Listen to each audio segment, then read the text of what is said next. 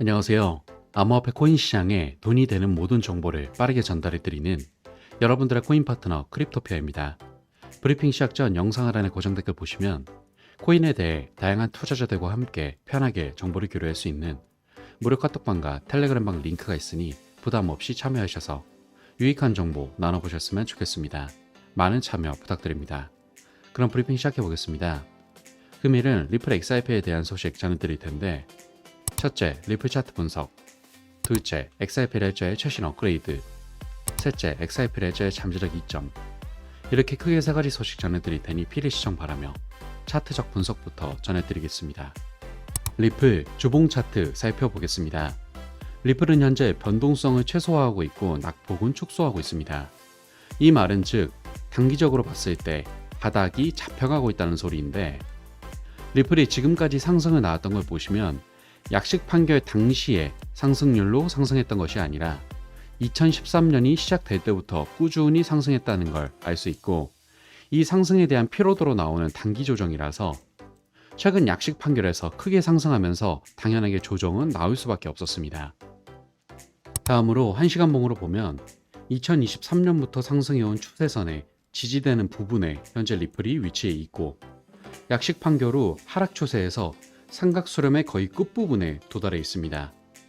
이 수렴의 끝부분에 도달했다는 것은 결국 이 수렴을 통해서 힘을 응축했고, 곧 응축된 힘을 발산할 타이밍이라고 보고 있어서 상방이든 하방이든 방향성을 결정할 것으로 보입니다.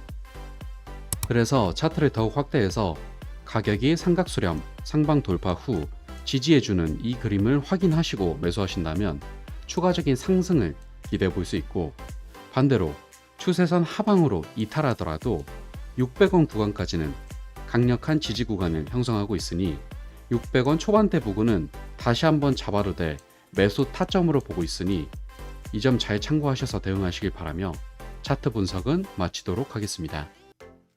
다음 소식입니다. 리플의 개발 부문인 리플X가 XRP 레저의 최신 업그레이드를 발표했다는 소식입니다.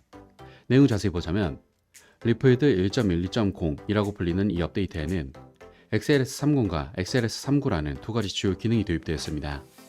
현재 이러한 기능은 XRP 레저 핵심 프로토콜에 통합하기 위한 투표 단계에 있고, 승인되면 XRP 레저 메인넷에서 활성화되죠. 목록의 첫 번째는 XRP 레저의 기본 AMM 지원을 제공하는 기능인 XLS30으로 XRP 레저의 분산형 거래소와 함께 작동하도록 설계된 이 기능은 디지털 자산 거래를 단순화하는 것을 목표로 하는데, 이를 통해 사용자는 자동화된 유동성 풀에서 거래할 수 있어 시장 효율성이 향상됩니다. 또한 이 기능은 개발자의 범위를 성장하는 디파이 부문으로 확장할 것인데, 이에 대해 리플의 CTO인 데이비드 슈워츠는 XLS30에 대한 열정을 표명하면서 최근 몇 년간 가장 흥미로운 기능 중 하나라고 말할 만큼 주목할 만한 기능이죠. 다음은 콜로백 기능을 도입한 기능인 XLS39입니다. 이를 통해 디지털 자산 발행자는 특정 조건에서 토큰을 회수할 수 있습니다. 규정 준수를 위해 처음에는 비활성화된 이 기능은 활성화할 수 있지만 되돌릴 수는 없죠. 클로백 기능은 특히 신고된 계정이나 불법 활동이 연루된 계정으로 자산을 보낼 때 자산을 보호하는 것을 목표로 하여 이러한 기능을 활성화하려면 먼저 수정해야 하는데, 여기에는 XRP 레저 검증인 커뮤니티의 최소 80%로부터 찬성, 투표를 확보하는 것이 포함되고, 더욱이 이 승인율은 2주 동안 지속되어야 광범위한 합의가 보장되죠. 이러한 기본 AMM 및 클로백 기능을 도입하면 XRP 레저의 중요한 이정표가 될 수 있는데, 플랫폼 자체에서 디지털 자산이 거래되고 관리되는 방식을 바꿀 것으로 보이고 있습니다. 따라서 이번 리플X의 파급력 있는 1.11.0 업데이트는 향상된 거래 기능과 향상된 자산 보안을 통해 XRP 레저의 생태계를 강화시킬 것이기에 이 점 참고하시기 바랍니다. 다음 소식입니다. 금융기관 및 파트너십을 위한 XRP 레저의 잠재적 이점에 대해 분석하여 주목받고 있습니다. 내용 자세히 보자면 XRP가 차별화되는 주요 영역 중 하나는 스위프트와 같은 기존 금융 인프라에 비해 더 빠르고 저렴한 거래를 제공한다는 것입니다. XRP를 사용한 정산 시간은 기존의 국경 간 결제에 소요되는 시간에 비해 3에서 5초 정도 소요되는 것으로 추정됩니다. 이를 통해 국제적으로 자금을 이체하고 실시간으로 국경 간 결제를 할 수 있습니다. 또한 거래 수수료는 신용카드 수수료나 전신 송금 비용에 비해 미미하죠. 또한 XRP 원장은 확장성이 뛰어나 초당 1,500건 이상의 거래를 처리할 수 있습니다. 여전히 오래된 시스템에 의존하고 있는 금융기관의 경우 XRP를 채택하면 비용을 크게 줄이고 결제 속도를 높일 수 있습니다. 따라서 국경 간 결제의 유동성을 제공하여 실시간 자금 이체를 가능하게 하고 저렴한 유동성과 즉각적인 글로벌 결제를 가능하게 하는 XRP 기반의 블록체인 네트워크인 리플넷으로 금융기관의 솔루션을 제공하죠.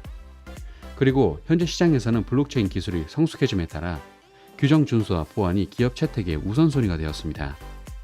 XRP는 기관용으로 특별히 설계되었다는 점에서 차별화되어 리플랩스는 규제기관과 긴밀히 협력하여 규정 준수 및 자금 세탁 방지 문제를 해결하고 블록체인 분석업체 엘립팁도 XRP가 프라이버시 코인인지 여부에 대해 높은 점수를 매겼는데 이러한 요인으로 인해 XRP는 금융기관이 자신있게 사용할 수 있는 디지털 자산으로 자리매김하게 되었죠.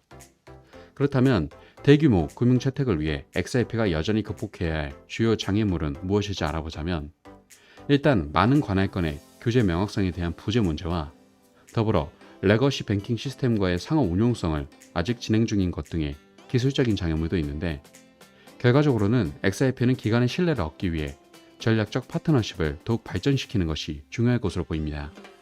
이 과정에서 XRP의 기술적 장애물도 자연스레 해결될 것이고 또한 XRP가 국제 송금의 표준이 되기 위한 합법성도 강화될 수 있기 때문이죠. 따라서 현재 파트너십과 기술력을 통해 XRP는 잠재적으로 국경 간 송금에 대한 대표 화폐로 부상할 수 있는 좋은 위치에 있기에 이 점 참고하시기 바랍니다. 자, 여기까지 리플 소식 살펴봤습니다. 금일 전해드린 소식의 핵심으로 첫째, 리플 차트상 삼각수렴의 끝부분에 힘을 응축한 상태로 조만간의 큰 변동성이 기대되어 주요 매매 타점을 체크하고 대응해야 한다.